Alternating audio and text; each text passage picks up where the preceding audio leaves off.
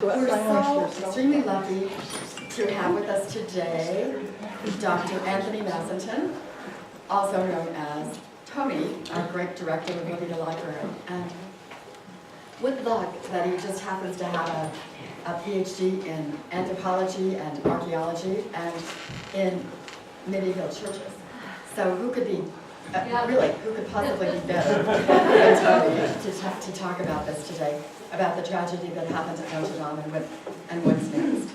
So again, many thanks for coming. I know you're going to enjoy the program, and if you all get too hot, just kind of stand up and look at me back there, and I'll open the back door or something.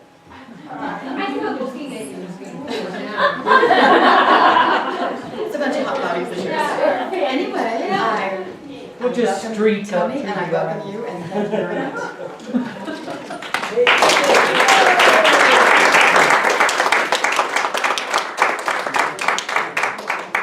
Good afternoon, everybody. Thank you especially to the bridge players who ceded their spot. Thank you, Jess. Thank you to the bridge club who ceded their spot to me. I kind of grabbed this spot. It was the only time I could do this week. I'm going to be gone the rest of the week. So thank you, bridge club. I appreciate it. Thank you, everybody, for coming out. We have a hot topic here.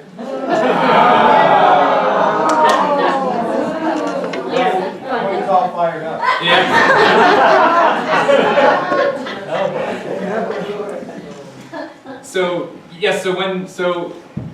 I mean, it was only 2 weeks ago, almost exactly 2 weeks ago, that this happened. And I remember where I was 2 weeks ago when I heard the news. I was driving in my truck to Walsenburg to get something, and I just heard it on the radio and then saying, oh, well, we are with the people of France as we follow this situation in Notre Dame. And I thought, oh my goodness, what's happening? And get home, and of course, you see pictures like that, and you go, oh my goodness. And it's a little bit shocking. I don't know if the rest of you remember when you heard the news on this. I mean, this isn't like the assassination of Kennedy or anything, but it's still, for me personally, it's quite a historical moment. And I'll tell you a little bit why by way of introducing myself and by way of sort of trying to establish my qualifications for getting up here and speaking to you about this today. I'm not French. I have not been seconded to work on the restoration project of the cathedral. No one cares about my opinion. But in any official capacity, although I might be better informed than President Macron, there are hundreds of other heritage professionals out there in the world who are right on the spot working on this as we speak. Well, it's getting a little late in the day, but probably as we speak. So I'm Anthony Masinton, and I'm the director of the library, but up until January, my job was going to ruined medieval churches, and taking my archaeological eye and my architectural training, looking at them and trying to figure out what they looked like before they were ruined at a certain time in the past, and then using computers and digital art to kind of virtually restore what they may have looked like in the past. So I just wanted to say that's my qualifications. Good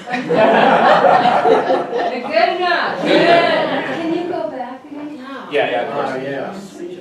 So that's it now, and that's it in the 12th century. So this is the Lady Chapel at Glastonbury Abbey in England. My particular expertise is on English medieval churches, but you've kind of seen one cathedral, you've seen them all in terms of how they were built. So we're going to be talking a lot about the construction techniques and the sort of construction history of Notre Dame. Because even though that's 850 years in the past, it's going to have direct impacts on what people are doing this minute, right now, figuring out what the next phase in this building's life is going to be. So what happened then directly impacts what they're going to do now, because they're special buildings. So why do this talk? That's not where I wanted to go. Oh. Why do this talk? I saw the cover of the New Yorker. It's a stunning cover. It's basically two colors, especially when you have a sort of washed out color palette here on screen. And of course, you know, the most important thing is that there is not one mention about the Notre Dame fire in this issue of the New Yorker. So you will learn nothing except this beautiful picture. But you can check this out today. You can see that I've scanned the barcode, so it's ready for you. Tony, Yes. because I'm curious, I looked at it and I've never seen a photograph, but someone said, oh, a photograph. Do you think it's a photograph or No, illustration? not by any means. No, this It's is an a illustration. this is an illustration. It's a Okay. paint over. Okay. I assume they had a photograph and they painted over it. Yeah, and so exactly. So this is why I thought this would be a good talk to have. This is beautiful, it's art. You can see that, the brightest spot of the light is coming it's a reverse view, because usually you can't see the beautiful stained glass inside a beautiful church unless you're inside it, right? The stained glass is meant to be experienced inside the church. Unless you're in a church unless you're outside a church at night and it's lit up on the inside at night, at which point then, the glass projects out to you. And so this is kind of a play on that, where the light from the inside of the burning cathedral is coming out through the stained glass. And you see the sort of, Our Lady, you see the sort of angels. So you see that, it's beautiful. It's also impossible. It's a lie. But it's a lie that is actually very alarming to a lot of people, because when you saw or heard that the cathedral was burning, you kind of think of a building going up in flames, and when it goes up in flames, especially with flames of the size that we saw, it's shocking, and you think that's it, the building's done. That would certainly happen in most of the buildings in La Veta, including most of the stone ones.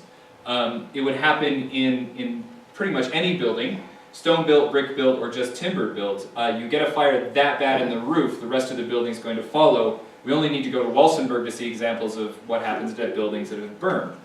And one thing you would see once the fire got going inside the building is you would see this at night. You would see the light of the fire shining out through the windows at night. But at Notre Dame, and at many, many, many medieval churches, regardless of their size, there's right over the top of this window, right over the top of this eye, is a stone ceiling. And that's called a vault. So many, many medieval cathedrals and greater churches are completely sealed on the inside with stone vaulting. And depending on the period of the building, the stone vaulting can be anywhere from sort of like what you would consider like eggshell thin to quite thick. And so this, in all the photos that you see of the burning of Notre Dame, you never see light shining out of the windows of the cathedral. And it's because the fire was almost exclusively in the roof space. So what the artist has left out here is that there's a gable. So the gable's the pointy end of a building, the triangular end of a building. There's a gable right here that's set back. These things are this sort of open work right here. These are called harp strings. And other cathedrals in the world have these. Strasbourg's probably the finest one that has this harp string construction. But behind these harp strings, this is like a false front on a this is like a false front on a Victorian mercantile building like you get here in La Veta. There's the actual gable behind it, and that's a stone gable, and then behind that is the lead and timber of the roof system, and it's the roof system that burned. I'll qualify that. The fire did get inside the cathedral, but I'll qualify why it was not utterly disastrous.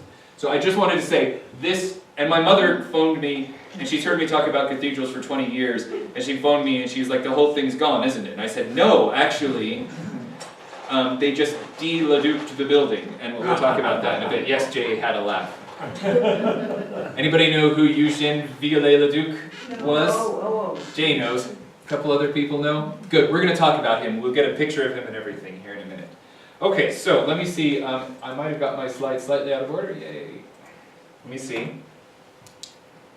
Yeah, let's go back. Okay, so basics, how cathedrals stand up. In my opinion, but I would do this because I have a PhD in medieval architecture, so of course I think it's the best architecture there ever was anywhere on earth. But I think it's absolutely true. And you can fight me if you want, but I think it's true. Medieval cathedrals are built in a way it's really special. They're a really complicated block stacking exercise. They work completely in compression. So stone and brick doesn't actually work very well. It works great when you're stacking it and compressing it on top of things or putting heavy weights on top of it. It'll stick around forever. But unlike timber, It doesn't work very well if you have to span a broad space with like a flat piece of stone or brick, correct? If you put a heavy weight, if you imagine a stone sort of this wide, maybe this thick, about this broad, and you start stacking stuff right in the middle, and there's nothing under, it's just held up on the ends. You started stacking stuff right in the middle. Pretty soon, like I could get up there, and maybe a few of us could get up there and jump up and down, but pretty soon it's going to crack, right? Timber doesn't do that as much. Timber works great in compression, but it also works great in tension. So that pressure of weight on top is a tension pressure as well. Stone doesn't work that great, so they've found wonderful ways to make stone act like it's functioning in tension, but the whole thing is really just a very intricate rock stacking exercise. And I do this, if you're ever with me at a diner and we're waiting for our food and we're bored, if the diner happens to have those little Smucker's jam packets that are kind of in little cubes, you can create an arched vault by simply stacking those correctly and doing them a little bit, kind of like putting your hand in there as you're centering to form over it. And you build those things all together and you put the keystone in and you remove your hand or whatever temporary support you were using and the thing will stand. And it's quite good. Yeah. I do this with my kids, they hate it. But also it's kind of fun. I think, so that's the arch system, but that whole arch system, which can span quite broad spaces, is all a trick of compression.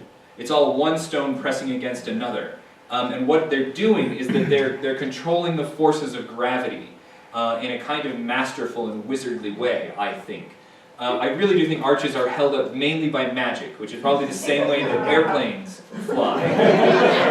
It's mainly magic. And cathedrals are kind of like the grand sort of expressions of it. Although French cathedrals, between you and me, are not the best. It's English cathedrals, which are the best at this magic. Particularly the Henry VII Chapel at Westminster Abbey, because they get the stone to work in tension. They do a magic trick where they make the vaults, these stone vaults, but they're eggshell thin. They make these stone vaults over the Henry VII Chapel. This is 16th century, so right at the end of the Middle Ages. And they make these vaults, and where the rhythm of so cathedrals are made out of something called bays. Each unit of a cathedral is a bay, and that's basically defined by one arch. And a row of arches is called an arcade. And so the Henry VII Chapel, in the bay rhythm, where the arcades should be, what they've done with the stone vaulted ceiling is that the stone vaulted ceiling comes down and there's no arch to receive it, and yet they stand up. Oh. Yeah, that's real magic, and the French never got that far. The French were on boring Renaissance stuff, which is it's like Stonehenge. It's not very interesting. The English were still carrying on, and they invented fan-vaulted pendant ceilings. They're fantastic. But anyway, we won't see those here because we're talking about Notre Dame. So there's a system, if you can imagine, the stone system here. So this is a section through the building. Imagine you take Notre Dame and you cut it in half, like take the west towers off and expose a section through the building. And this is the plan of the building, by the way, so this is the floor plan. All these little crosses, this is showing where the ribs of the vaults are going. So remember, the vaults are the stone ceiling, and vaults are basically just one big arch that's been extruded for as long as you need it, right? So it's a big, long vault, and it's just a big, long arch, and that's called a barrel vault. And you'll see those in, like, Union train station and things like that. It's a very Romanesque, a very classical form. And then if you were to take two barrel vaults and cross them perpendicular to each other, that point where they cross will form an X, like this, right? And there'll be some ridges. And in the sort of very end of the 11th century, not in France, but in England, they decided that they would start covering these places where your barrel vaults cross. So a barrel vault is called a groined vault. They'd start covering those intersections with additional reinforced arches, because then they could span even greater spaces. And those are called ribbed vaults. And then ribbed vaulting became the way of supporting stone ceilings throughout Europe from the end of the 11th century onward. So these are all the ribs of the vaults. Okay? And then each section here, defined by 4 pillars, is called a bay. of the cathedral. So we've got a cathedral that's this many bays long and this many bays wide. And then these are actually the outer walls of the church, and then these are the buttresses, and the buttresses are supporting them. They're so thick that they actually just put walls between the buttresses and got themselves some more chapels, because one thing medieval people loved in their churches was chapels, especially the French. The more chapels you could pack in, the better. So each one of these little things had an altar in it. So there are altars all around here. This is the chevet or chevet if you're English and you don't like to pronounce French.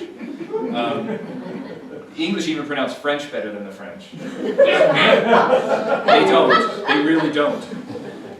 It's like calling this La Vita and Salida, Salida, and Poncha Springs, and Buena Vista, Buena Vista, right? It's that weird kind of Anglocentrism that gets things wrong on purpose. Unfortunately, my architectural training is English, so I don't know French, and so I will mispronounce things. I'm very sorry. But anyway, so in this chevet, or this chevet, of chapels, each one of these little X's has an arch up against this wall, and then there's the high altar somewhere around here, and then there's another altar in here, and the one that's sort of right around in here is the one you see in the pictures where all the rubbles collapsed in and the cross is still sort of shiny. But they would have had, oh my goodness, they would have had so many altars in here in the Middle Ages. It would have been amazing. More altars you have, the better. And there's lots and lots of reasons, spiritual and financial, for that, but they're not in conflict. Anyway, Notre Dame is a truly enormous cathedral. It was one of the very biggest sort of cathedrals in Europe at the time. It was started in 1163, right when there was a whole burst of cathedral building which happened, and I'll explain that in a minute. But getting back to the structure. So, cathedrals are heavy, and you've got to do something with all of that weight to keep these buildings standing, because they don't like to stand up completely on their own. The broader you make an arch, the more likely it is to collapse. You just start running into problems of physics. In fact, to my knowledge, the broadest area they were ever able to arch in stone in the Middle Ages is the cathedral in Mallorca, actually. Is it Mallorca? I can't remember now, this is terrible. This is one of the facts I have on file, and now I'm talking to you. I don't remember. 63 feet, which is a pretty good distance for the medieval builders to do. Victorian bridge builders then became absolute geniuses at this, and they could go for a lot longer. But medieval builders, anyway, not so much. But anyway, and this is not nearly 63 feet wide. But so they're putting up all this stone. Stone all has weight, and the weight has to be shed. If you can imagine weight like electricity or like water, it sort of flows in sort of, it can be kind of channeled and conduited down. So if you imagine the weight starting at the peak of the roof there where it says 48 meters, and you imagine it kind of coming down. If I can get my cursor out, I'll show you here. So you've got weight coming down. The weight of the roof is super heavy. It's got huge oak timbers. These are oak timbers where they just saw the hearts out of oak trees, right? And they're this big at least or bigger. Solid old growth oak, right? Super heavy stuff. And that is supporting a lead covered roof, okay? So lead they could make watertight. So it looks like pro panel. It looks exactly like pro panel in that you have sort of a ridges and seams, and they have these big panels of lead, and they are able to sort of wrap those seams over each other, and then with a hammer beat them in together and make them watertight. But then easy to replace. If one got old or damaged for some reason, you could just tear off one panel and put another on. So it was really, really good. And cathedrals these days, still when they're being repaired, are repaired in lead. And it's really expensive, but it works. So all of that weight is on top of this timber. The timber weighs a lot, and the timber's sitting right on top of your roof. And if you look at how your roof is, it's a big A-frame, especially, these are 13th century timbers, and in the 13th century they were still experimenting with load distribution. And this is called a scissor brace roof, and this scissor brace roof doesn't do a fantastic job of shedding its weight in an equitable way. So it's pushing all of the weight on top of these wall tops. Well, these wall tops are at their thinnest and their highest. This is over 100 feet high. Right? This is really, really high. There are no trees around here that are 100 feet high. Okay, so this is really high stuff. And they're pushing all of their weight onto the tops of the roof. Also, what's pushing its weight onto the wall tops? Those stone vaults. Because the stone vaults they have a pointed arch. Pointed arches can shed more weight, but they shed more weight downwards and outwards, which means you always have this fight between the bottoms of your walls, which need to be really broad, and the tops of your walls, which need to be really thin, because the vaults and the roofs are always pushing the tops of the walls out. And so you've got to find ways of counteracting that force. So what do? How do you counteract that force on the tops of the walls? Yeah, exactly, flying buttresses. So you've got to have a buttress. You've got to have basically somebody up there pushing against the wall this direction. So this is why you get flying buttresses, which are invented around about this time for this very purpose. And they do exactly what they look like they're doing. They're just leaning up against the top of that wall, because that wall's really thin. And then they're distributing the weight from the roof and from these vault tops down here into this buttress. And why does the buttress have to be so darn thick? I mean, they're like the width of this room. I mean, why do they have to be so thick? Exactly, you have to have weight. So you know pinnacles on cathedrals pinnacles are all the little fiddly tall bits that kind of like poke out every which way in a Gothic cathedral and look quite fanciful and wonderful. They actually are functional. What they're doing is they're stacking as much weight as they possibly can on top of the buttress to hammer that buttress into the ground. And so that's what they're doing. And then also the aisles. So this is your main vessel of the church. If you're in one part, it's called the nave. If you're in another part, it's called the choir. And then this is an aisle. It goes this direction, and this is an aisle, and then this is a chapel stuck between two buttresses. So these aisles are also acting as flying buttresses. They're actually pushing up against the lower parts of the walls as well in a kind of stair-step fashion.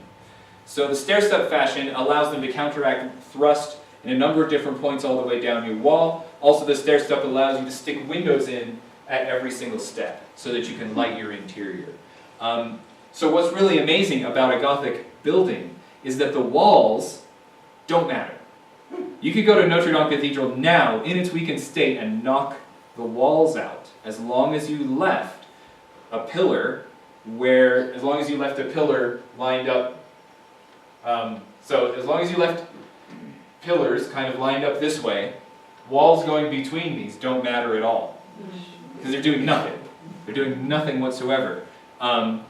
So what can you do then if suddenly your walls don't really matter because you build in a skeleton construction kind of way? What can you do with the wall space?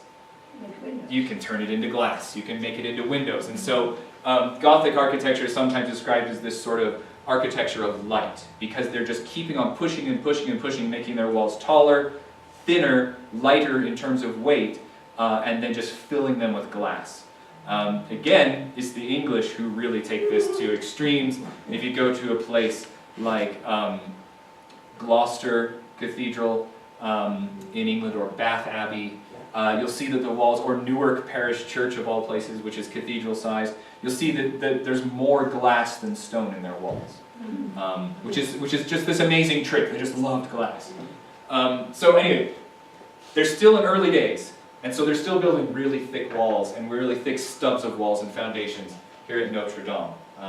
So that's how these places stand up, and that's important to know, because it's important to know why Notre Dame did not fall down.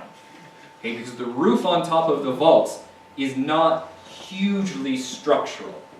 It doesn't do much to keep the building standing up. It doesn't actually tie your wall tops together. It just basically protects the tops of the vaults from weather. So that's what the roof is essentially for. It's a weather protection. When they were building these cathedrals in the Middle Ages, once they got up to the point of building the vaults, they would build the vaults, and then they might, it depends on how they did it. Sometimes they put the roof on first and then build the vaults under them so that they could work dry. Or sometimes they would build the vaults and then cover them with straw. They just thatch the tops of the walls to keep the water from getting inside the walls, because that would be more damaging. So that's what they're worried about at Notre Dame right now, is they're worried about with rain, they're worried about, and all the water that they pumped into the cathedral during the fire to put out the fire, they're worried about that the walls have soaked up water, and they're holding it. So stones are sponges.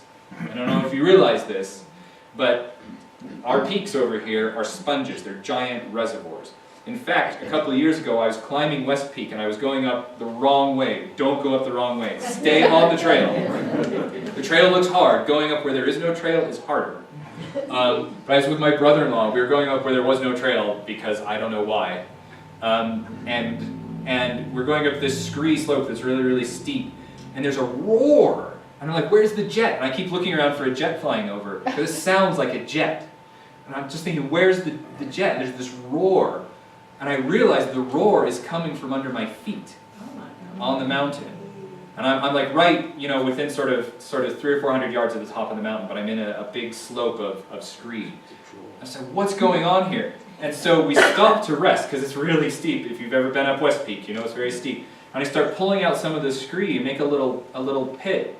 And I stick my head into it, and there's a river running underneath the mountain, inside the mountain. There's a waterfall pouring out underneath all that scree. Because it's just a big sponge. All of our snow and rain is just soaking into that and then draining out slowly. Well, cathedrals do the same thing. Their walls are not actually solid stone. They have what's called double ashlar construction. Ashlar is a special term for wall stone. So when you carve a stone for a wall, if you knock down any of the stone buildings in Levita, you've seen bits of them knocked down, you'll see this because they're built that way too. You'll notice that the stones that are nice and kind of square and shaved off on the outer faces actually are not, they don't continue to be like cubic blocks going into the wall. They end up being kind of rough and ragged on their backsides. So where their faces are shaved off nice and fair, those are called ashlar stones. And then what they do is they decide how thick their wall's going to be, and then they do ashlar, and they do ashlar, and they build that up so far, and then they have a slurry of mortar and rubble, stone rubble, and they pour that inside. And then they keep going up, and then they cap off the wall with stone at the top. If water gets into that, and that makes a really strong wall bond. You don't have any through members tying it together, but because of all that sort of mortar and rubble together, it's a nice, juicy, chewy, lots of surface area, lots of adhesion. When you get water in there, the problem is there's lots of space. I mean, to our eyes it's solid, but there's lots of space in there, and water gets in and soaks it up. What happens in the winter? They explode. I've been to places where the walls are literally exploding outwards because they've soaked up so much water. You've seen it? I've never seen the outfit like pop. It tends to happen at night when nobody's around. But so I've seen this sort of happen. That's why in the Middle Ages when they were building this, even before they could get a roof on, when they were up like even this high or this high, they would have thatched everything. So you would have had thatchers thatching the tops of the walls. And in medieval drawings, you can actually see them thatching walls. Anyway, so what were we talking about? I don't know, how these buildings stand up. The weather. The roof. The roof is there to keep the water out, because the water's evil. Water's really evil. This is Parisian limestone. Fortunately, there's a lot of it. The catacombs in Paris are not there to be houses of the dead. The catacombs in Paris are mines. They're made for building stone. There's a heck of a lot of it left, which is nice. We'll see how much of it's left after Notre Dame. Because they kind of took all the good stuff already.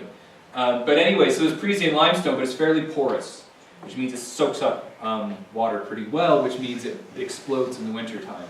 And they're really worried about that. Fortunately, it's spring, so they've got a few months to figure this out. But they're just worried about the place drying out right now. It's kind of disastrous. Anyway. Tony? Yes? Who paid for the original construction of Notre Dame? Was it the church or? Yeah, so it was the church. It was the church and the nobility. It was a big community exercise, and this is the way most of them are paid for. They're paid for the great and the good of your society, whether they're church or whether they're sort of leadership or nobility. It's paid for by them. And then lots of people will also sort of contribute. So at Chartres Cathedral, there's this legend, which is mostly true, where the people of Chartres themselves, of their own... So Chartres Cathedral exists because Chartres Cathedral burned down. The 12th century cathedral, the 11th century cathedral burned. It was so bad they decided they'd start over from the beginning and build a glorious Gothic one. And as part of that, the townspeople of Chartres decided that they would haul the stones themselves. And they'd just become unskilled day laborers for no wages. And that was their contribution to the building. Like cleaning the Kuchar. Exactly. I was not going to make that parallel myself, but I was hoping you might. So I think it's great. it's a community. It is. It's a community effort to build something for your community that's going to make a statement about who you are for a long time.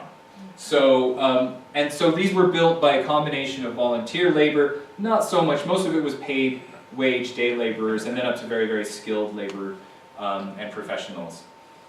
So the walls, when they were built, they assumed they needed the walls. No, You're Yeah. saying today, if those walls were taken out, the structure would still stand.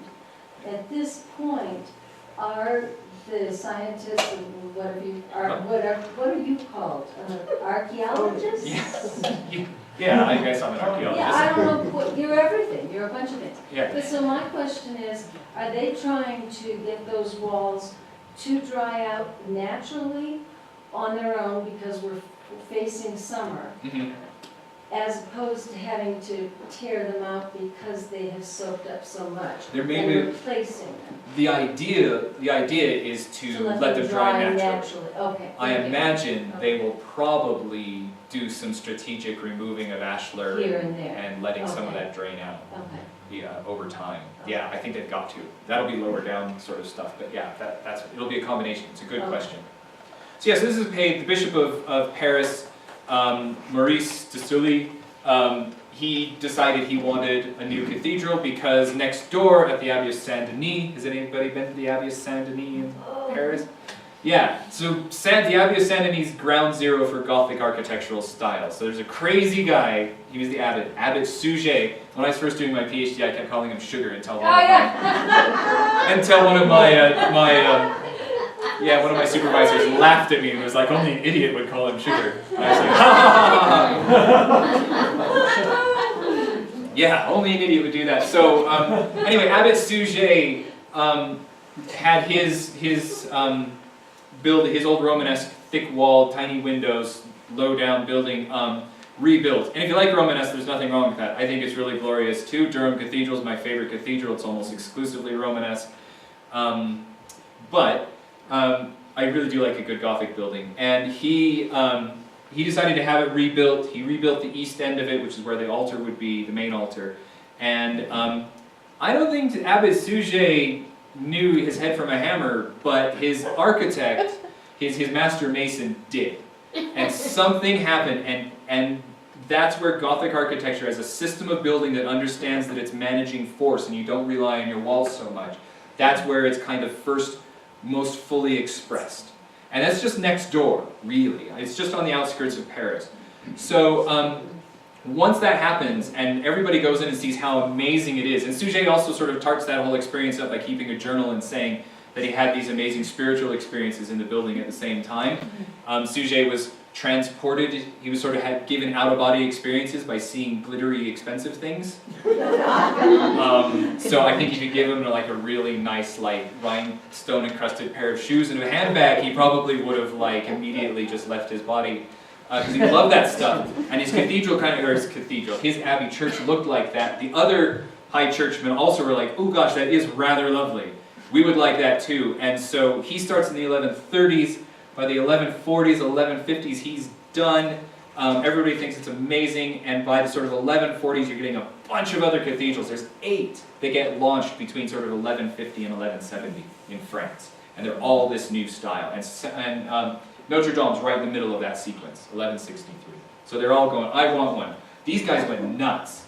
They went crazy. They just said, let's build like the biggest thing we possibly can. Let's not really think too much about how it looks, let's just build the biggest thing we can. Because most cathedrals are happy with one pair of aisles, right? So imagine all of this gone, and all of this gone, so that you have a cross-shaped building, right? And most cathedrals are pretty happy with that. Not at Paris. And it may be the fact that the Romanesque cathedral, which sat right here until this was done, they didn't tear that one down until they kind of got another place to worship. It also had, it's what's called a 5-aisle church. It had 5 aisles as well. So they may be sort of carrying on that tradition. This may be an architectural quotation of a building that doesn't exist anymore, which is kind of exciting. So they decided to do 5 aisles, which is insane. Only people like in Milan Cathedral, which is legitimately an insane cathedral, and 200 years younger than this. But they do these big 5-aisle things here. So Notre Dame's impressive for just being completely bonkers in its floor plan. Let's make it huge. But anyway, the points of on a plan of a cathedral, Cathedrals always face east, even if they're facing north. They're always, wherever the high altar is always called the east end. And Notre Dame faces east. Most churches face east. Most medieval churches do. So this is the east end. The east end of the church is called the choir. The curvy bit is called the apse. The chapels that ring around the apse are called the chevet or the chevet. This bit right here in the middle, where there's often a tower, and at Notre Dame there was a spire, this is the crossing. Makes sense. These are the English terms for it. The French have really nice ones, which I don't know. This arm of the cross here is, the arms of the cross are called transepts. This is the north transept, this is the south transept, and then this whole big long bit is called the nave. And nobody quite knows why in English we use that term, but lots of people say because if you take a boat and you turn it over, it looks like the roof of a Gothic cathedral. So, and it's a nave, and the cathedral is supposed to be the ship that carries all the faithful, you know. You'll find out that a lot of these kind of like etymological myths get started just because it looks nice and sounds nice and nobody really knows. So, but anyway, and then these little things that go around are called the aisles.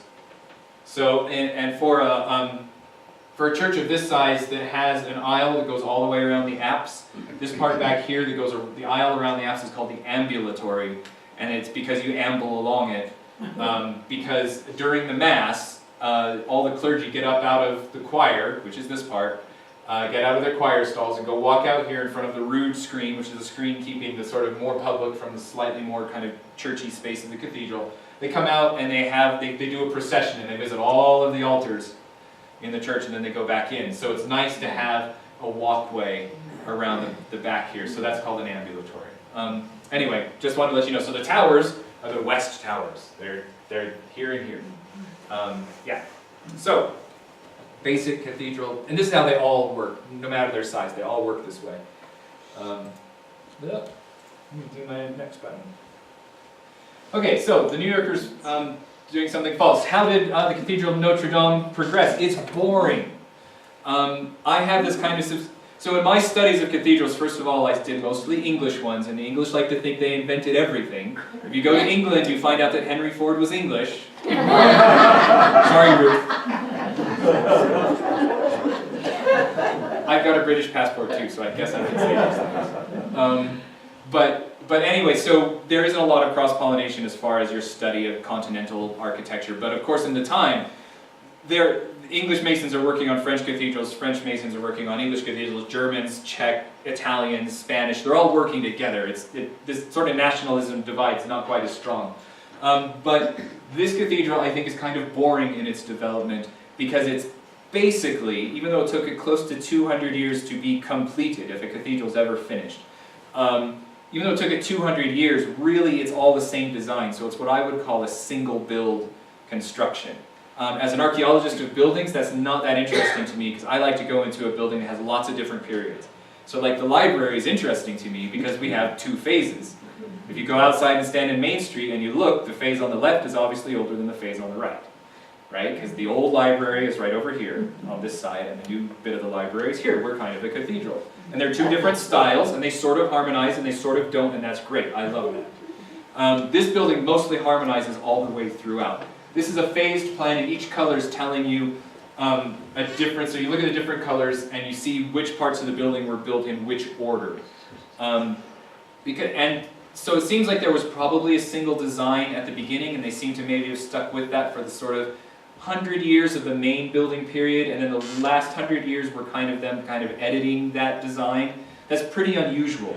Usually every sort of 2 or 3 generations in a big building project like this, a new master mason will come along and go, that's not the way we do things, that's the way my grandfather did things. We're going to do it this new and exciting way. And they'll build something which looks nothing like the rest of the building. And they'll stick it right on and everybody goes, oh my goodness, the whole building is harmonious. And you're like, but that part's this high and this part's this high. Has anybody ever seen Beauvais Cathedral? Beauvais? I don't know how you pronounce it. In France, it's the tallest cathedral ever built in the Middle Ages. And it was so tall that it was falling down while they built it. They're working right at the limits of sort of medieval engineering tolerances on that building. It's huge, and it was huge, and it's falling down. It's so expensive to build that they only built the choir. They only built down to right here in the first bay of the nave. And then they quit, and it's attached to a Romanesque nave. And the Romanesque nave is, I kid you not, 3 times shorter. It's an amazing building to look at because it goes, wow, what's going on? And medieval people are like, whoa, it's beautiful and harmonious. So our ideas of aesthetics and what's harmonious are different from our ancestors. That's something important to know.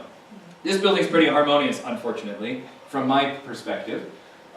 It mostly looks the same from end to end. They started at the east. When you build a new cathedral, you'll always start at the east end, and in this case, east is up. They always started at the east end, and then they built westward. And the reason they did that is that they wanted to consecrate the cathedral as quickly as possible. It was nice if the bishop or whoever ordered the cathedral to be built could at least celebrate his funeral mass in the building. So they did that, and so that they could consecrate and have the building an active church space while 2/3 of it were still under active construction. So you can see that happens here really nicely.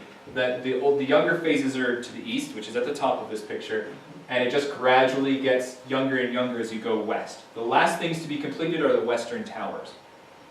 And about the time they get here, they decide, this is looking a little boring, let's modernize it. And they go back and they knock these ends of the transepts off and a little bit around the outside, and they reface it in the newest, best style, called the Renaissance style. So that's why you get the sort of stuff going on in the 1250s and into the 14th century. So even while they're building it, they're already having second thoughts and remodeling while they're rebuilding, which is really interesting. But it's all considered one build. Why is the yellow so different? What makes it different? I think they just picked that. I'm not sure if this is where they Or was stopped. it There's just- a break in building it. At one point in their history, they kind of run out of money, which happens all the time. Because this is really expensive. They kind of run out of money and then they give it a pause for a little while, for like a decade or two. So not necessarily different looking. No, it doesn't look particularly different. If you've got an eye for the tiny nuances of the building, you can go in and spot it right away. But yeah, for all practical purposes, it's the same design. All right, just giving you an idea of where Notre Dame sits in the sort of craziness of French Gothic, which is really impressively crazy. Léon, which is sort of right after Saint Denis. So Saint Denis should be down here, and it's even a little bit pokier. And they keep going. See, look, sensible, 2 aisles. And then Paris, oh no, we'll do 5. Does anybody else do 5? No, except for Bourges, right? But this is the sort of chronological sequence, and you can see they just get gutsier and gutsier until you get to Beauvais, which is insane. Look how much higher it is than Notre Dame. Notre Dame looks super pokey, and if you go there today, I mean, it's a massive, massive building, and it's really tiny compared to how they get up here. Which is really amazing. Because all of these cathedrals are kind of starting around the same time, most of them are not quoting each other. Reims is really important, and Reims gets quoted by everybody afterwards. Saint Denis, which is not on this list, gets quoted by everybody after it. But because Paris is going on at the same time as a whole bunch of other ones, Paris doesn't get quoted too much. So from an architectural history point of view, Notre Dame is kind of maybe, and I don't want to be offensive, is kind of a second tier, a kind of B-team cathedral. Because it's not hugely influential on other buildings. Now, its system of flying buttresses is really, really important. The interesting thing about those is that it was always built with buttresses in mind. But the buttresses that you see currently on the building are 14th century. They're some of the last things to get put on the building. And they think now that there were buttresses earlier, it's just that flying buttresses earlier, they were of a different form and they got kind of changed in the remodel. And yet, Johnny, if any of the other ones had burned, Exactly. the world would not have stopped. If any of these had burned, this one needs to fall down. It's been trying to fall down ever since it was built. It really, really has. It's dangerous. And bits of it have fallen down. But yeah, would you raise $1 billion in a week? No. It's because Comes close. Chartres close. Yeah. It is. It really is. But who knows? Who cares about Léon or Bourges or Reims? In fact, we'll look at Reims. Reims is interesting. So, anyway, but it's because Notre Dame is like this emblem of the community, of France, especially of Paris, but it's an emblem of France. It's one of the most visited tourist sites on earth. 12 million people a year go through that thing. That's a lot of people. All of them when I was there. All of them when Jess was there. I was there last November and there weren't that many people. So it does have quiet times. Also, the day after I left, everybody started burning things in the streets. I probably wasn't me. It's May 1st. No, it was there, Yeah. November. No, they burn stuff in the streets on May 1st. Right, but I was talking about the yellow vest. Protest. Oh, that. That started basically the day after I left, so that was fun. But you're right. So anyway, just to give you an idea of how these, but you see they all look the same. They're all shedding weight the same way. All their sections are the same. Okay, I'm going to carry on because I'm taking up all my time. Construction and history of Notre Dame. We've gone through a lot of this. This is how it looked 2.5 weeks ago. It's kind of, I make a lot of sort of snide comments about this. It does make me deeply sad. I mean, I was really, really shocked and kind of saddened and felt a little numbed the day that it happened. I really did. The way I felt. Yeah. So I make a bunch of snide comments. It's not meant to be offensive or to say that this building isn't a true masterpiece of humanity, because it really is. So we were saying that, you know, the original building gets built. You see kind of all samey. You see the towers look a little bit different, and that's because the idea of sort of Gothic had changed by this time. And then this looks really different. What's going on there? Remember those guys in Reims? And why I said, so this is actually in a way quoting Reims, and sort of a way quoting England. And I'm not saying this from a patriotic point of view. This sort of stuff in this rose window here, all this fancy stonework is called tracery. Tracery gets invented properly at Reims. And once they invent tracery in the 1220s, everybody's got to have it. Which is why you start getting, this is called plate tracery, and this is bar tracery. But Reims does proper tracery, so suddenly you get Reims-looking tracery. Oh, that's like a quote from Reims. Like they just went, oh, we'll have that, and they just took it wholesale. And so once they figured out the idea of tracery, and that really you don't need, this wall is pointless. It serves no structural purpose. I mean, it just keeps the birds out. But, so you can fill it with beautiful things like tracery, and so they figured out how to build it based on what they learned at Reims, and they put this window back in the sort of, not back in, but they put this window in the sort of 1250s to 1280s, and then the glass that's in it, and is still in it, thank goodness, is this beautiful 13th century glass. It's the original stuff. A lot of times the glass gets changed.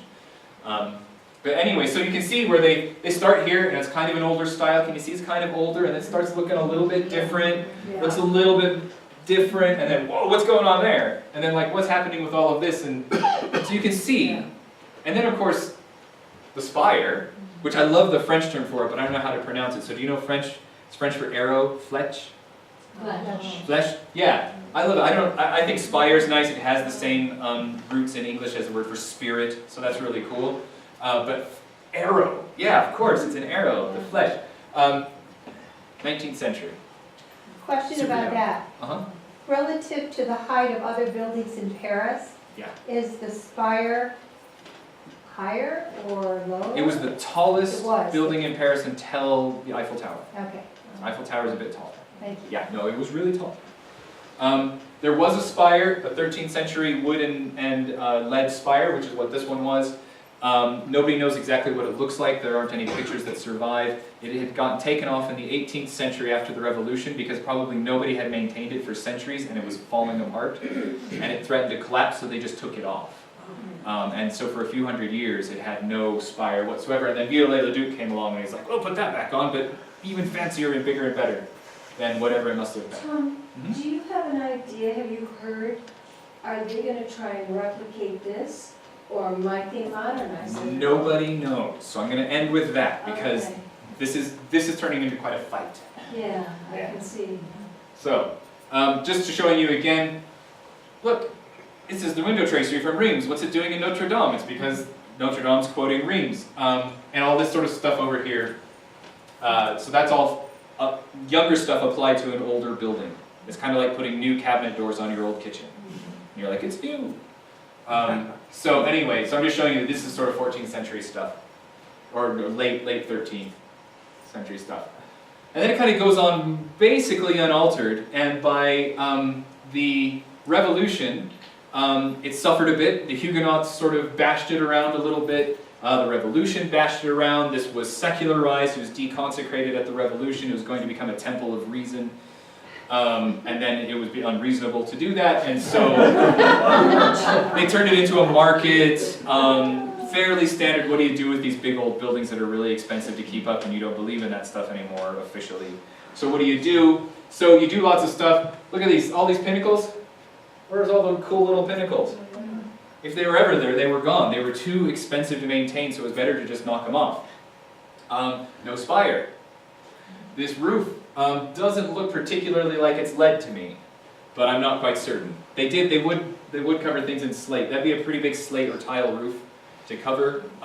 So it may be lead, I'm not certain, but anyway, it's a little bit kind of a toned down. None of the sort of amazing gargoyles pointing off or any of the statues. It's been knocked around a lot. The miracle of miracles is that the glass is still in there, which is astonishing because glass was something really fun to break. And lots of people just break it, or by repairing it, they take it apart, mix up all the glass because they didn't care how it went back, and they just stick it back in any old way. But this is preserved, which is kind of amazing. Tommy, is that a photograph? This is a photograph from 1847. Okay. 1847, and the scaffolding you see going up around it Yes. is right at the beginning. So what happened in 1831? Who published what book that started the cathedral on its... Oh, Hunchback.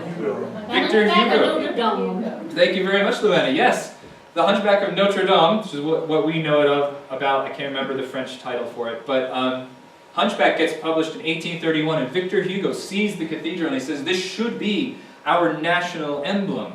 And it's almost collapsing. It was in bad shape because they didn't care about it. And so it was just leaking, rotting, water was in the walls, all the bad things were happening. They said, we've got to do something about this. And so he puts out this big appeal and he writes a bestseller and everybody gets educated. So what this is edutainment. He writes this big fat volume of edutainment in which there's a funny guy called Quasimodo and there's Esmeralda and there's all sorts of really fun stuff going on around our cathedral, which is great, but at the same time he trains you in architectural history while you read the book. He trains you in all the terms. I'm going to be ignorant. No, that's okay, so is the church owning that at this point? No, In the state owned it. At that The state point in took time? all church property at the Revolution. In the 1800s at that point? Yeah. In the 1700s at the Revolution, the church gave up all of its property. Okay. And that's still the way it is today. Okay. So the state owns Notre Dame, and the Catholic Church uses it for free rent. Okay. Oh, okay. So So we'll get into one of the reasons why there may have been the fire. Not because there was any antagonism, but there was, the church people who used the building were actually physically locked out of the upper stories of the building by the French government. This is happening in the 21st century. This isn't like a historical thing. Wow. So it was harder, because you'd have to get an inspector around to look at the building. And they did, every single week, they inspected the building. But it was a hassle, because you had the difference between your landlord and your tenant. And that may have contributed to some of what happened. So was the church using it, they had to give permission to go in and use it for... Yeah, I don't know what the church was doing in the 18th century. No, but I'm talking about now. But now, yeah, the church just, they're free to use it for services when and as often as they want. They have full-time staff who live there. It's fine, but they're still just tenants. They're still just renters. They're still just tenants. Yeah, even now. Which is great. The Catholic Church really does not want to have responsibility for these buildings. I mean, gosh, if you're a missional organization and you're going around shaking the change bag every Sunday Mass, support our mission, and then all of a sudden your mission is keeping this pile of stones up. So the state is the one doing the... So the state is the one doing the repairs. Okay. Yep, which is really important. And the state didn't want to spend money in the in the 19th century as well. So Hugo educates everybody, which means that everybody who read this cool, hot novel would walk by it and go, I know what that's called. I see the harp strings there. I see the rose window. I am admiring the moldings of the voussoirs. And so people go, what a fine Raynaud window. And so they have a connection with it. And that bit of education resulted in exactly what Victor Hugo wanted. By the 1840s, there was a national competition to see who would present the best designs for restoring Notre Dame. And in the end, it got down to 4 guys, but the main guy there were 2 given the job, but really the main guy was him. Eugène Viollet-le-Duc. And he was the architectural historian par excellence of the Middle Ages. And in the 1840s, people were deciding that all that neoclassical stuff was fine, but all this Gothic stuff was kind of interesting because you had cool novels. In England, you had the Romantic poets. You had Wordsworth and is it Wordsworth Tintern Abbey? Yep. Yeah, I'm an English major, honest. I have a degree in English. I'm a librarian, and yeah, there's Wordsworth, right? Tintern Abbey. Tintern Abbey, he's talking about how he feels amidst the ruins of a Cistercian monastery in England, this great Gothic shell of a building, how he feels about that. You have Romantic literature, you have Jane Austen's Northanger Abbey.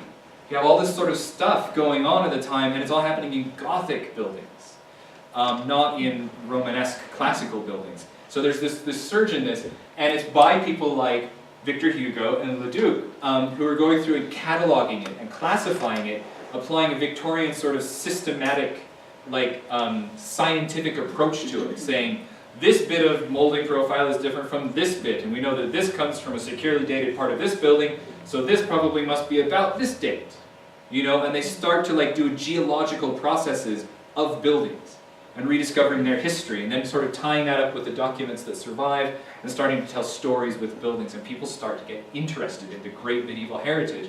And they go, oh, the classical stuff is Italian. We're not Italian, we're French. This happens to coincide with the rise of nationalism in the 18th and 19th centuries as well.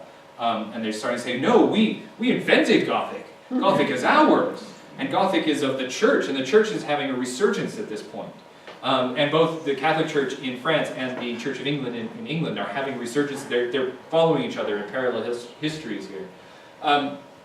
And so Leduc does this thing where he publishes these fairly popular books of just drawings of cathedrals and other Gothic buildings in France. And he includes in it some kind of speculative designs for what I would do if they gave me the brief to restore Notre Dame. Not like, that's ever going to happen. Oh my goodness, it happened. I'm going to do it.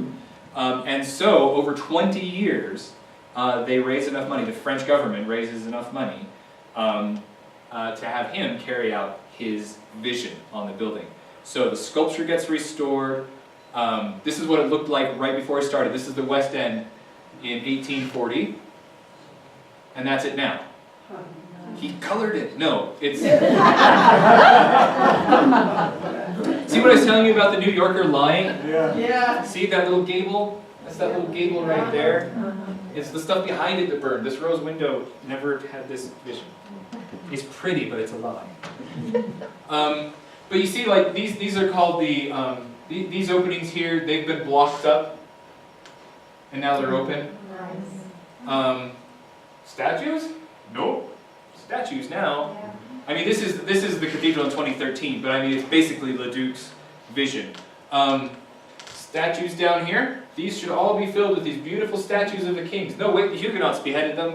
Oh, now they're back. Right? So all of this sort of stuff, all these statues, all these guys, the Gallery of Kings, whoops. The Gallery of Kings, where are they? They're gone. 19th century fakes. Based on fragments of what was there. I'm not going to be too hard on the Victorians.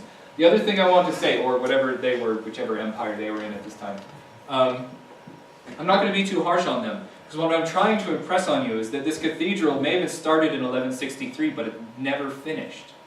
It gets built, and then even before they're finished building it, they're like, let's change those buttresses, or let's change those window designs. Let's keep going and build something that's sympathetic to what's already there, but is new and expresses our time. You can see where I'm going and where my opinion might be on the rebuilding of the cathedral today. So anyway, so this is largely Leduc's vision. So I'm going to... about that. Yeah. Did the symbolism remain the same, basically? I mean, was there a consistency of symbolism as it applied to the architecture? Yeah, the symbolism thing, it was never a code. It was never like you get in classical architecture, where you've got like the different orders of architecture, right? And your sort of Corinthian architecture is meant to be for the ennobled parts of the building, and the graceful and the elegant and the important parts of the building, whereas like the base of the building is going to be expressed in your Doric and your Ionic. Like Ionic buildings are banks and military, and you know, you never get that system in Gothic in churches. Yes, it must have meant things to people at the time, But I think even if you would have a time machine and go back and ask even somebody as crazy as Abbot Suje, like, what does this building mean to you? They wouldn't really be able to express it in terms that would be useful to you. They wouldn't answer your question. So yeah, the main symbolism is there. But even, I mean, there's even debate about whether the cross shape of most big medieval churches actually is meant to be sort of, you know, reminiscent of Christian symbolism, or whether it's just a convenient way to put more altars in a building. Because not every one of them has transepts. Not every one of them's cross-shaped, where the crosses are weird shapes, or they may have like 2 arms to them, or some may look like hammerhead sharks, like Durham Cathedral does. I mean, there's all sorts, you know, so, you know, I mean, they say that the cathedrals face east because when Christ comes back, he's coming from the east, and, you know, that's why, like, medieval burials, like, the cemetery here is great, because you can tell who Catholics are and who aren't. Because who isn't is gonna, when Jesus comes back, right? So Jesus comes back from that direction, and everybody who isn't Catholic is gonna come back from the dead and be like, "What's going on? What's going on?" And all the Catholics will be like, "Turn around, stupid." So, because in, you know, and in churches, like in medieval churches, they're buried with their feet to the east, so that when they rise up, they're facing the east. So there is that kind of symbolism, but also, maybe they're buried with their feet towards the altar, so that when they rise up, they face the altar, and it doesn't matter which direction the altar is facing, because really the altar is the site of the presence of God every single day in the Mass. Right? So, the system of symbolism, there's been some long books written about, like, Chartres having every single arch being coded with some very specific rereadable symbolism. There's a guy called Otto von Simpson in the 50s who thought he'd cracked the code, and he hadn't. It falls apart when you look at it. But yeah, so this is a rose window. Oh, well, that's Marian imagery. Mary's and roses, those images go together. It's great. Yeah, maybe that's what it is. Or maybe they call it a wheel window. So often these windows don't have Marian imagery in them originally. They have imagery of St. Catherine. Because Catherine of Alexandria was martyred on a wheel. And so that's her symbol, is a wheel. And so she ends up being in these. Or often it's Christ and the 12 apostles. So see, the symbolism was fluid. And so there's a wheel window at York Minster. And it's from this same period at York Minster in York, where I'm from, sort of. And it's a 13th century wheel window, rose window.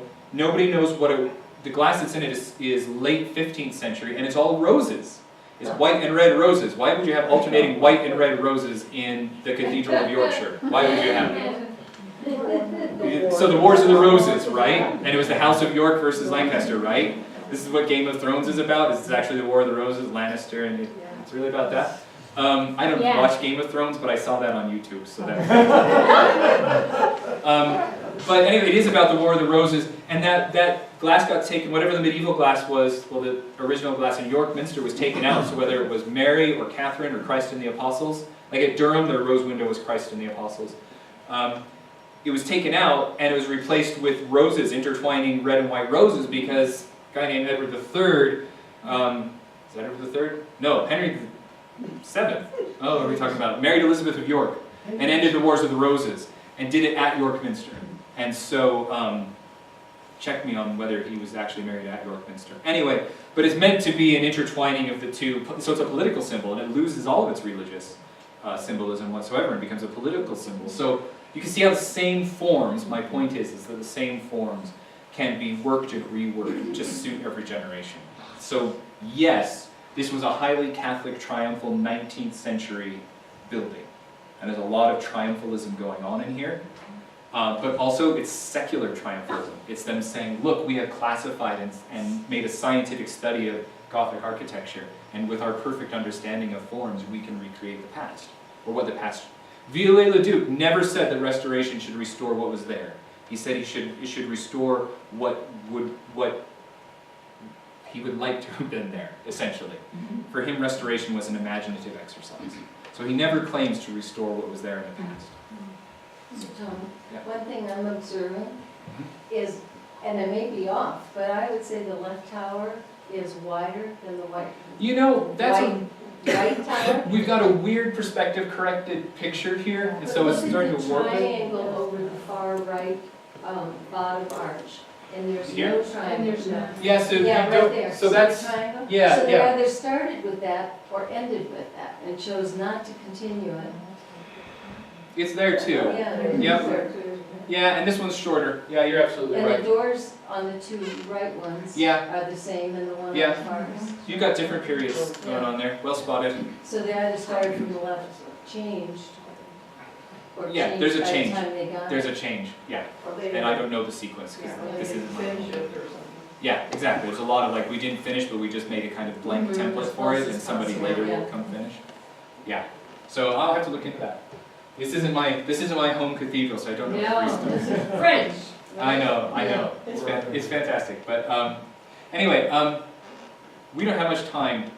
There's a thing called Sketchfab out there in the world. Google it, Sketchfab. It's a place where lots of 3D models of, and they're like 3D models of robots and warrior princesses and things. But if you search in the box Notre Dame Cathedral, lots and lots of 3D models of Notre Dame Cathedral will come up, including some that are inside and outside, and their models are made. Some of these models are made by a semi-automatic process using tourist photos. And so they have a kind of a 3D model of the building as it was before it burned. And they also have some 3D models of it as it is now, based on captured video feed in tourist photos now, which is really interesting. And you can spin those around, and it works on like tablet devices, phones, laptops. It works on almost anything. And you can go for a little 3D tour of these. And I was going to show you a model, but we need to move on. It's just a fun thing to look at, but yeah, so Sketchfab is fantastic. Anyway, so the cathedral now. So this is really the iconic moment, right? This is the one that's really captured in people's mind, is when Viollet-le-Duc's spire burned and then finally collapsed What into the started building. the fire? Nobody knows for sure. So they're down to it being either caused by an electrical fault. So there's all this scaffolding, hard to see, but you remember seeing the pictures, and there's all this scaffolding around it.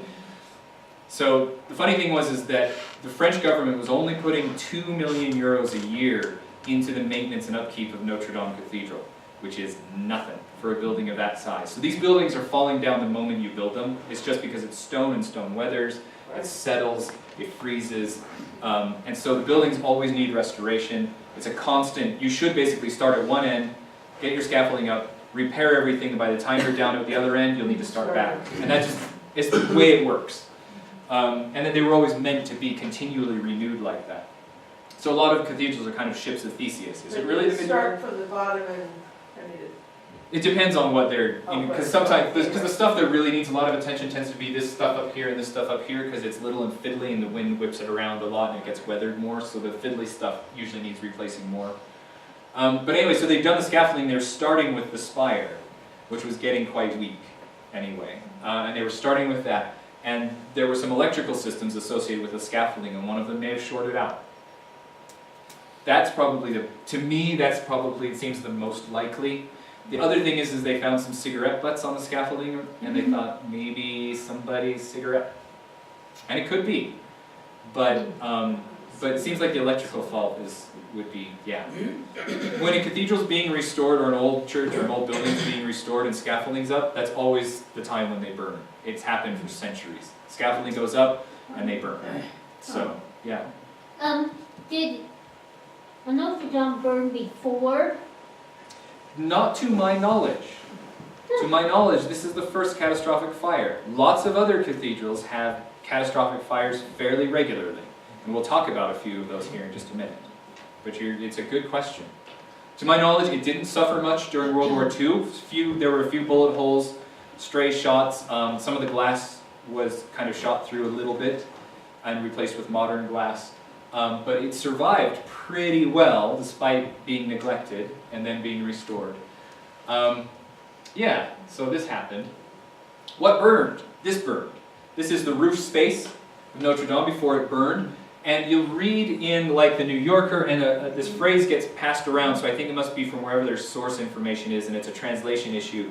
They say that it was called the Forest of Timbers, and it was a lattice, this word lattice and forest, keep getting repeated in all of the news reports you read, and it's like a forest of timbers. So a forest of timbers to us seems like a lot of like vertical timbers kind of every which way throughout the building, and it was like a really chaotic space. It's not a chaotic space. There's a lot of roof trusses. So if you've ever been up on the roof of your own building, or you've ever been around a building that's being built, you get those trusses. They're kind of prefabricated, and they're lifted up one at a time, and then a ridge pole and some purlins kind of keep them all standing up, and then you cover them with your roofing material, your decking and your roofing material. Same thing with this. It's actually a repeating structure of enormous solid oak trusses. Most of the trusses were medieval. They were from the 13th century, from trees felled in the 12th century. Because they did dendrochronology dating, and they can tell you what season of the year the tree was felled for that long. And they were big trees, because they had to span huge spaces. So it was amazing. There was no real fire suppression system in this roof space. So we're in the roof space. Do you see just barely, some of you in the back may not be able to, but there's like a light curve right here. That's the top side of the stone vaults. So it's the top side of the ceiling that's so there's 100 feet of empty air underneath this to the floor down below. So this is the top side of the vaults. And then on top of that is laid this wooden walkway, but the wooden walkway doesn't actually sit on top of the vaults. There's nothing sitting on top of the vaults. The walkway goes from truss to truss to truss, and there's a big beam that goes, they're like a triangle shape, and a big beam goes across the bottom of them, and then you lay your walkways across that. So these are actually fairly regular. But when you sort of move through the spaces, if you've ever been up in one of these cathedral roof spaces, you move through it, it does kind of look like a forest. So that's what it's called, and that may be one of the French architectural terms for it. But they say it's a lattice work. Can you imagine like a rose, like a lattice that roses would climb or something? It's not that. This is substantial timber work and then covered with lead. So that's what burned, is this stuff in here. See, that's a little rose window, but there's no stained glass because that's just meant to light the attic space. So you will see pictures of flames shooting out of what looks like a rose window at Notre Dame, and everybody's like, oh my goodness, the stained glass is burning. And it's not. It's this attic space where there was never any stained glass. In fact, for a lot of its life, there was probably never glass, period, in there. There was kind of. Anyway, so that burned. Here's a roof view of it. So you see all these lead panels? It looks like Pro Panel. Yeah. You see it's got the same seams and everything. It's just a huge, huge roof. This is all lead with that timber work. So the previous picture was taken inside the roof in this place. And now we're out in one of the towers, and we're looking out and we're seeing Viollet-le-Duc's Fletch, and we're seeing the cross, the south, north, transept, choir, and nave of the building.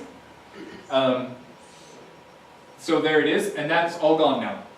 It's all gone. And it's really quite sad.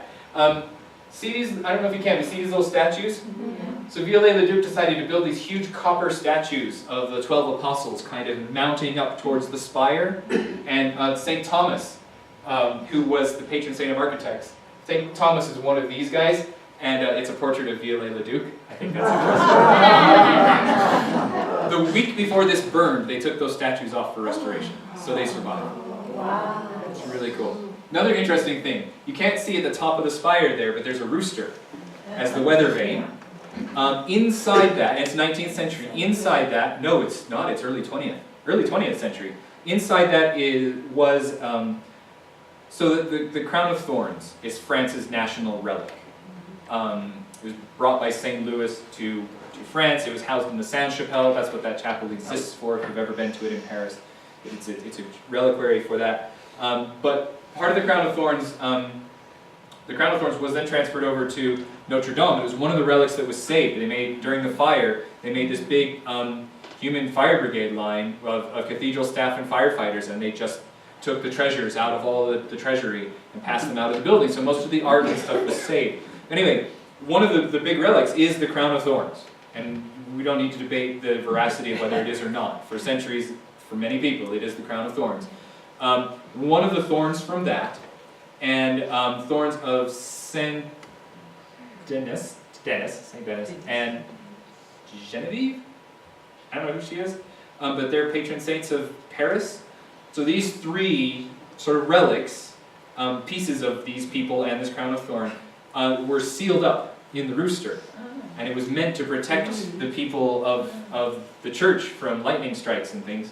And they recovered it from the rubble. And it's still intact. Wow, it didn't burn. It didn't burn. When it fell, this part fell straight in. All the Twin Towers, right? Completely collapsing in on itself, straight in. The pinnacle of it, the very top of it, fell this direction and landed on the sidewalk. And so that's how it survived. It's a nice story.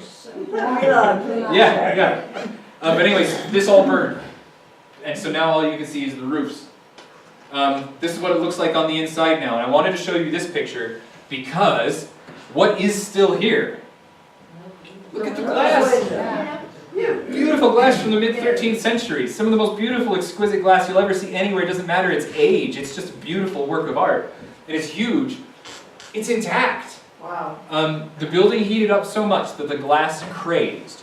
So when glass heats up and sits there, but it doesn't get up to melting point, it cracks into like tens of thousands or hundreds of thousands of micro cracks. And so what's up there right now is shattered, but intact. And it means that the glaziers will be able to go up, it's well surveyed, they'll be able to go up, take each individual piece out, epoxy it back together, re-lead it, and stick it back up. Which is amazing. And it's all of the, so there's two of these. There's that one, and then on the other side there's another one. And they're both original 13th century glass, and they both survived. Is that also glass in that row underneath it? Yeah, yep. Oh, so Yep. not bad if they. So that's the transept? This is the transept. Yeah, this is looking into the transept. So the roof is lead, right, so it just melted? So the lead melted and ran off. It runs out the gargoyles and down onto the ground. It just melted and went off? Melt and runs right off. Yep. Or then melted onto the vaults as well. Right. But it does just pour right out the Right, gargoyles. so this is just the. So these are the timbers. These are the. So these are this is Viollet-le-Duc's spire. That's all that's left of it now. And what happened in all this stuff here, you can see that there's a lot of light in here. Sure. Because up at the top, that's the vaulting. Remember I said the vaults are the stone ceiling. It went right through that. And see these things here? These are called the ribs. When I was telling you about the strength in that, it just smashed right through the crossing, just completely smashed it in. So that's what's all over the floor down here, and then this is all of, you can see, you've got, if you're an archaeologist, you've got a layer of stone rubble, because that came in first, and then you've got the layer of wood on top. So they were able to get out some of the native, also throughout that, they were able to get out some of the. Yeah, they got out the stuff. They could go down the aisles as well. Could I ask a question here? Yeah. How long is it going to be before they can do the whole, the cathedral will be opened again? Nobody knows. They're not letting people in at all right now because they're not sure how stable the building is. And so, in fact, it's probably a good, so my next slide will show us. Okay, so we've got these big patches of sunlight coming in. So we did lose, we lost the vault over the crossing, we lost one segment of the vaults over the nave, and then over this transept over here, right in front of the rose window there, we lost another segment of the vault. So we lost vaults in 3 places, but we didn't lose all the vaults. If they lost all the vaults, the building would be in much greater danger of collapse. Although, we'll show you some pictures later, you can literally knock 7 bells out of these buildings and they stand up. They're pretty amazing. They can take a lot of damage. So anyway, there we go. That's the aerial view of the cathedral after the fire. You see the roof is all gone. This is the scaffolding. This is the choir. There's a hole in the north transept vault. There's no hole in the south transept. That's the hole straight into the crossing, and there's the hole in the nave. So this was caused by the collapsing spire. This may have been caused by some of the collapsing spire because it collapsed this way. I don't know what caused that. But see all this black on top of them. So here's the big problem, and I've been reading, they're still trying to assess this now. When I saw this was burning, while it was burning, I was thinking, this is the first thing they've got to check. So I was like, yay, I know what the professionals are thinking. Okay, so the way, do you know what lime is? Not like a lime that you would eat, but lime. It's used in mortar. right? It's a certain type of mortar. You want to use it to patch historic buildings with lime mortar. It's not cementitious, meaning that it's not waterproof, which is good. So medieval mortar was made out of lime and some other stuff. But how do you make lime?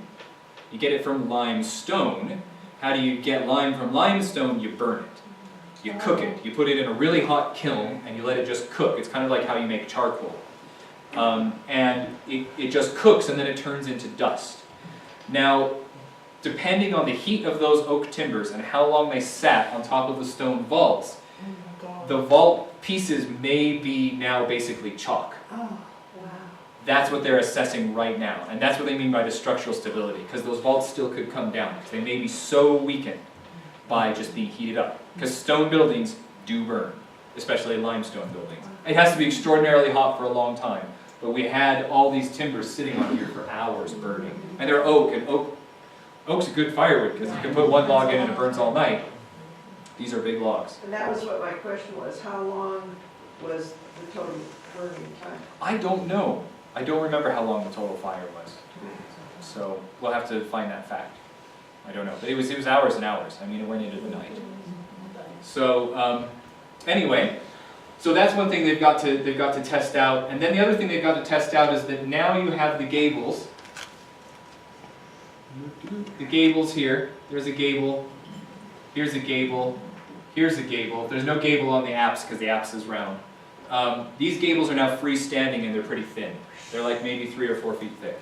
So they're pretty thin, and a wind comes up and the wind load may just knock those things right over. So they've actually, I'll show you a picture towards the end, and they've shored those up now. And the other thing is that they've been racing to get all of this covered up because they don't want more water getting in when it rains. And so they've been really racing to cover it, but at the same time they can't touch the building too much because they're not sure what they'll knock off. So it's saved. This disaster could have been a lot worse. If they'd lost the vaults, it would have been much worse. The building's been saved, but nobody's quite sure how much you poke it before it starts falling down. So this is one reason why Macron going, it's going to be fixed in 5 years. It may take 2 years to simply assess its structural integrity. Because then you have everything else, the vaults, and then you've got to think about all the other connected structural systems to those, and you've got to assess everything. And then everything's full of water. So it's going to be tough. So state-owned, I assume no insurance or, I mean, there's... The state is self-insured. Yes. So if they can prove that it was started by a cigarette, some insurance will pony up. Now the thing, but the thing is, they've got almost $1 billion or more donated to it. Yes. I heard some of that money came from the United States. Yes, there's been lots of money to come from the U.S., as well as some pretty big donors. €1 billion may actually be more money than they can spend. And the big houses of England have promised their wood. Yep, and there's an insurance company that's promised they own a forest somewhere in France with old growth oak in it.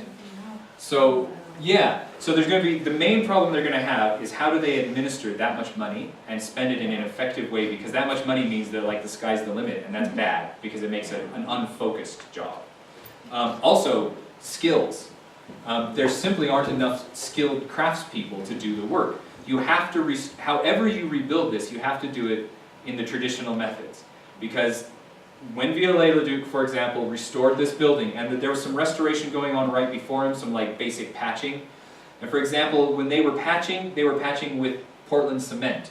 Portland cement isn't waterproof, or is waterproof, sorry. Portland cement is waterproof. Remember what I said about stones being sponges? So what happens if you have a building made of stones and you pack in around each stone, instead of lime mortar which breathes, you pack in Portland cement. So where's the water go?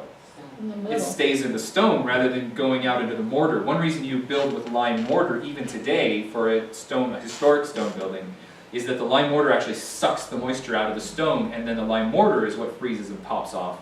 And then you just go remortar instead of putting in new stones. But if you pack it with Portland cement, which is waterproof, then the water stays in the stones and the stones explode in the winter, and all you're left with is a true lattice of concrete. So you want to make sure that you keep the same materials they're using. So we want to do lime mortar. Lime mortar work is a skill. It hurts. It can kill you. It's a difficult thing to make. you've got to have that. You've got to have craftspeople who know how to work with that. You don't want the smoker back. Yeah, I know. Oh my goodness. By the way, was there any injuries? Was anyone injured? There was one fireman who was severely injured. I don't know how, and a couple of policemen who were injured as well. But no, I mean amazingly, there were like 400 or 500 people on the scene doing the emergency management, and there was only 3 hurt. Do you have any status on how Quasimodo's doing? Fortunately, he's dead. Oh, So he died before. Oh, that's what I said.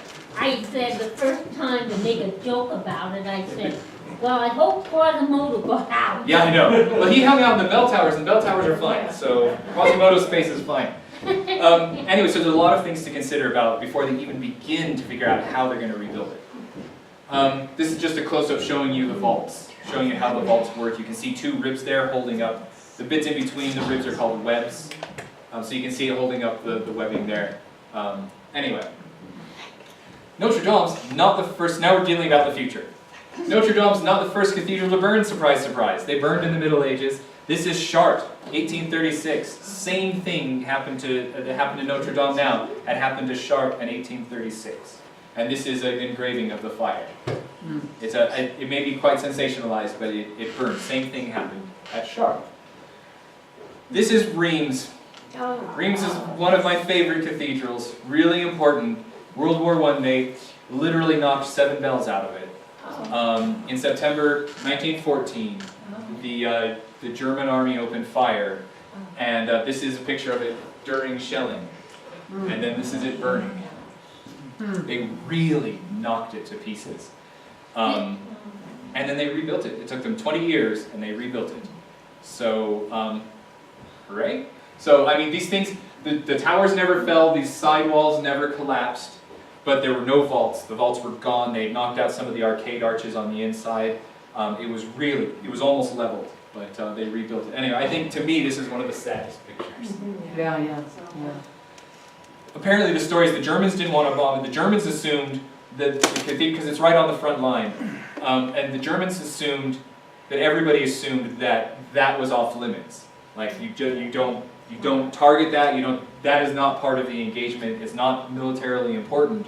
And then supposedly at one point they saw French artillery spotters up on the roof. And they said, well, we can't have that, let's take away their roof. Yeah.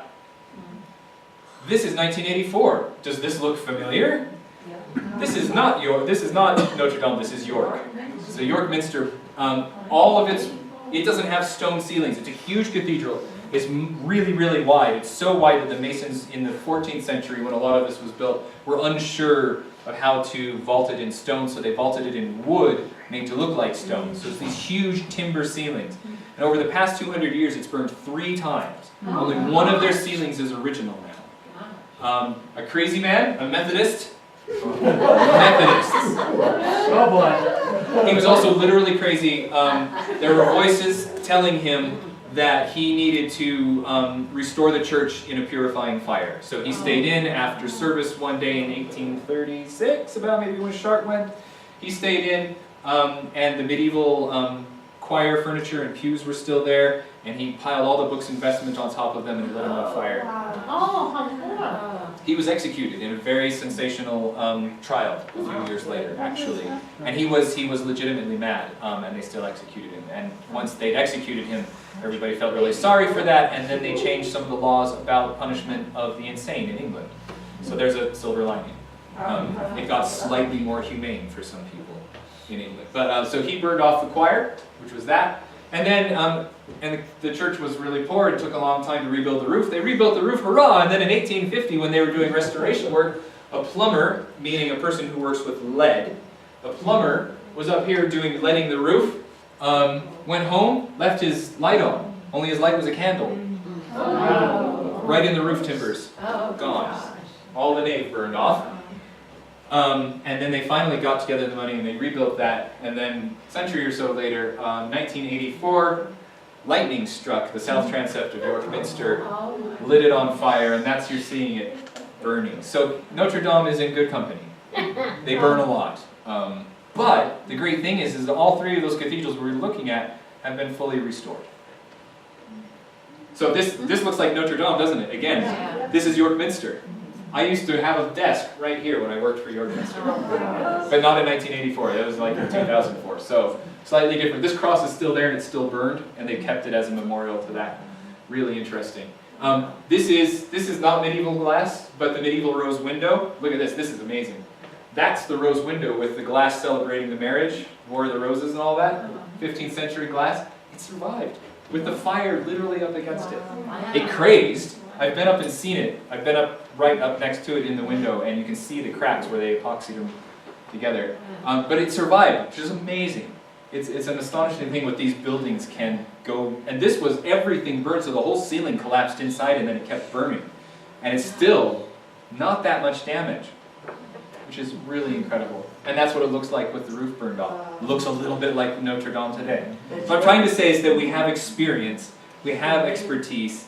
What's going to happen is that they've already started training schools for people to be trained in the skills needed to restore Notre Dame, because they have the money to do it now, which is great. But also what will happen is what happens in every one of these cases. Skilled masons, carpenters, lime people will, from all over Europe and the world, will go over in teams for a little bit of time and will help in the restoration while they get their own people trained and ready to go. And I'm sure that's what's going to happen. York Minster guys went and restored Dresden's Frauenkirchen. When they rebuilt that a few decades ago, for example.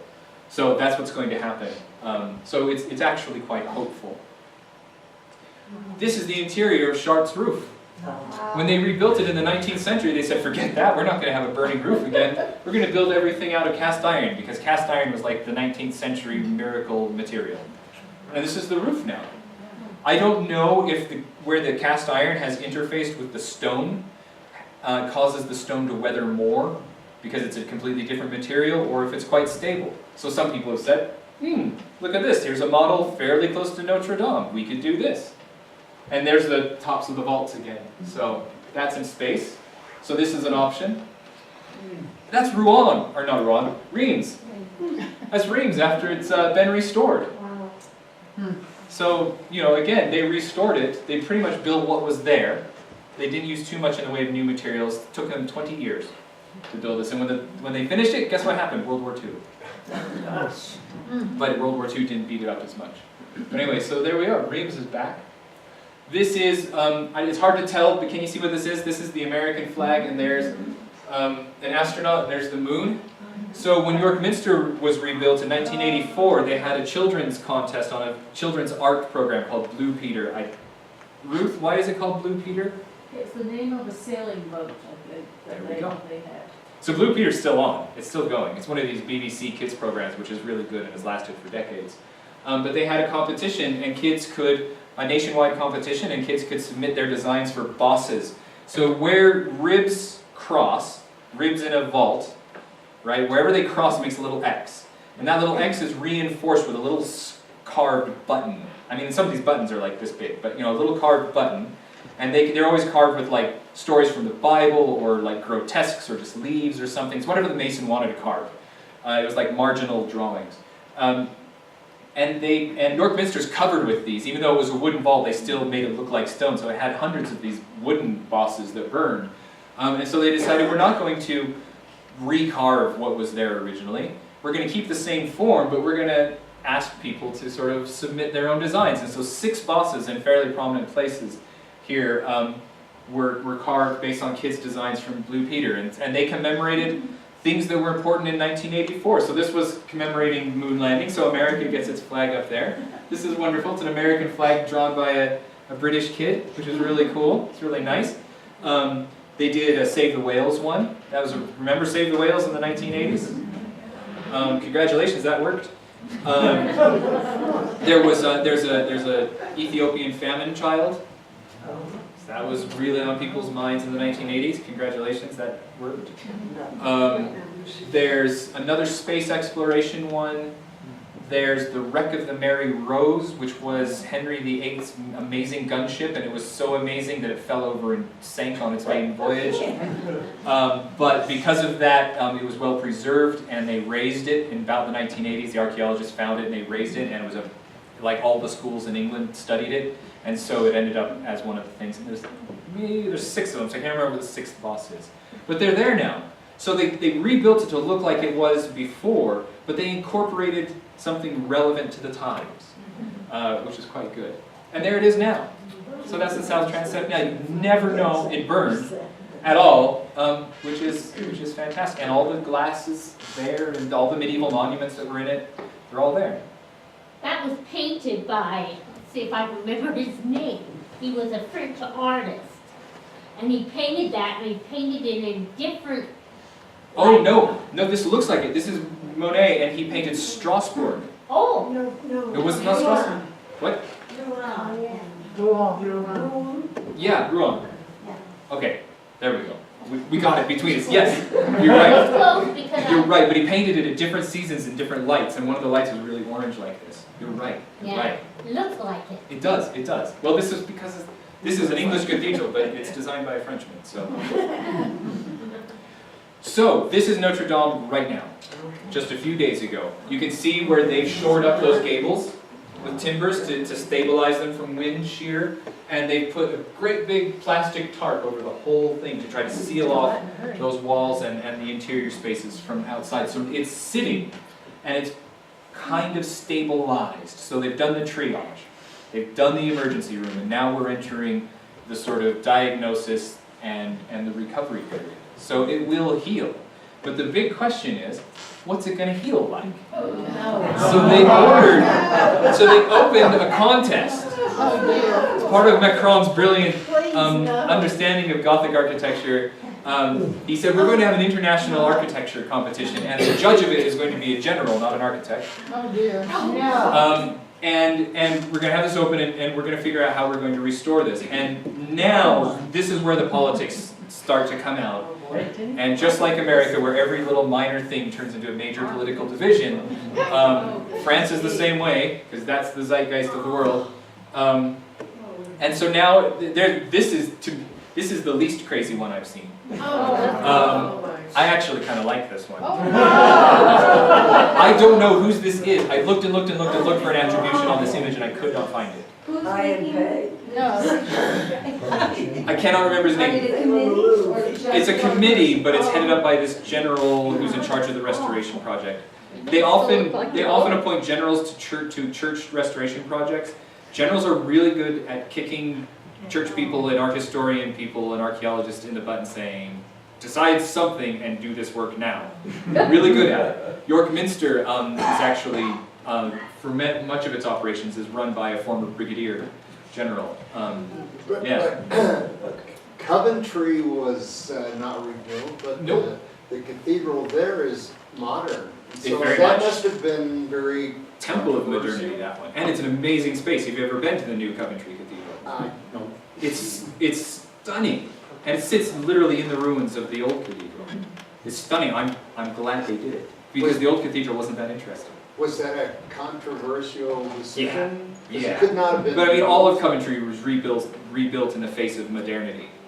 I mean, the whole downtown district. In fact, what Hitler didn't get, the rebuilders did. I mean, that's a common phrase. I mean, they built this kind of like ring road of like interstates going all the way through because they wanted you to be able to drive your car to basically any place within the city. And so they made these huge arterial roads going right through the medieval core of the city. And they were like medieval buildings that hadn't gotten damaged by the Luftwaffe, and they just plowed those out of the way.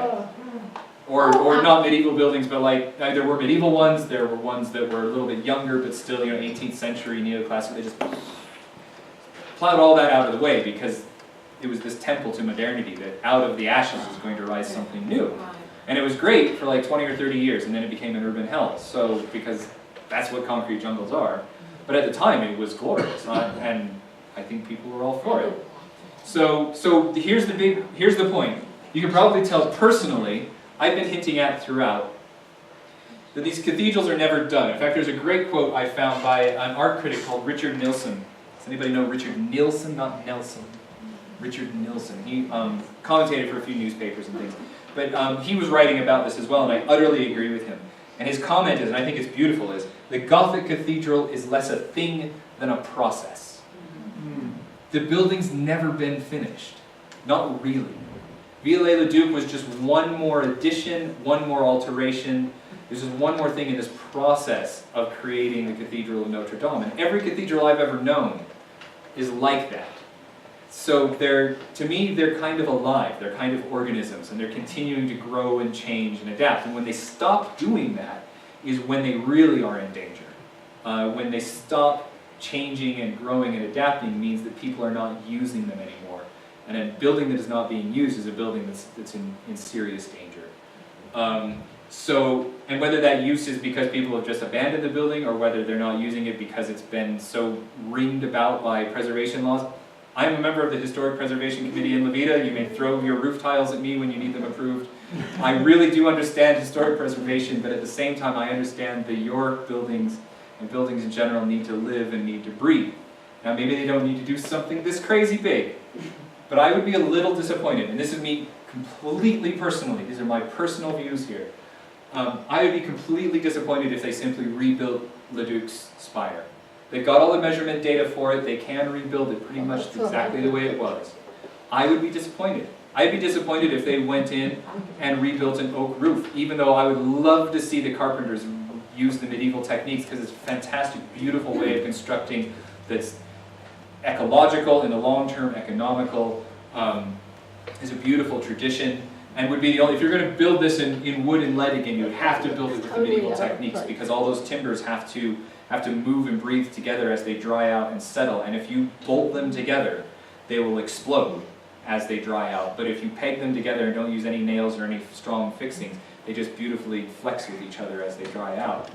But I would be a little bit disappointed if that's the way they decided to go for the whole thing. I kind of like the York Minster approach, where it pretty much looks like the old York Minster, except there's something new and relevant to its time, its restoration time put in. Personally, I'd like to see an expression of the building living. This is, if it was the Middle Ages, I have absolutely no doubt that the rebuilders would be like, oh, it's an opportunity, we're going to build in whatever the style and fashion is now. And it would look quite sympathetic to this because it would be coming out of the tradition of what was before, but it would also be its own thing. And you would get to go up to the building and you'd go, oh wow, so this building started out over here and moved over here, and then it kind of grew up a little bit and they kind of refaced this and that, and then wow, something must have happened to the roof. If I was an alien and I'd come down and seen this building, that I would have gone, oh wow, there's like history here, and of people who loved the building and kept adding to it and making it their own expression. So personally, I would like to see something more expressive of our time now, which maybe expressive of our time now might be a gaping, burning hole, but something more expressive of us, or not necessarily us, but of Paris now, than I would a complete restoration of Viollet-le-Duc's. It's sort of like the Louvre. Yeah, I mean, with that pyramid. For them to put the pyramid in that was so... In one of the reports, somebody was saying, oh my goodness, this is setting up to be a pyramid controversy. Again, I rather like the pyramid. Can we access these proposals? I've been looking online as preparing for this week, looking for like the one place for it, and there doesn't seem to be a public one place for these proposals yet. There's some really interesting ones. Somebody has proposed leaving the roof basically off and planting a giant garden. So there's a garden over the whole thing. Somebody has proposed, they said that since medieval builders were always reaching to touch the sky, we can do it now. And some sort of really ultra-futuristic spire that goes up like several thousand feet high into the sky. That's really thin and kind of, I don't know, held up by balloons or something. I don't know. I mean, it's kind of audacious. I don't know how it would work, but what's really been fascinating is to see how many architecture firms, and these are firms around the world, of all different sizes, have responded right away. This is a huge opportunity for them to just be creative. Like if I was teaching an architecture class, here's my assignment for you guys, redo Notre Dame, and don't, just think about what you've learned from this class and redo it in your own idiom. To me, this is a great creative moment. And I'm all about preservation and restoration. My job for close to 20 years was imagining places restored the way they were in the past. But for me, this is a really exciting moment for the future too. And right now it's a huge fight. But but it'll be interesting to see how it plays out. I've kept you guys for an hour and 45 minutes. Thank you.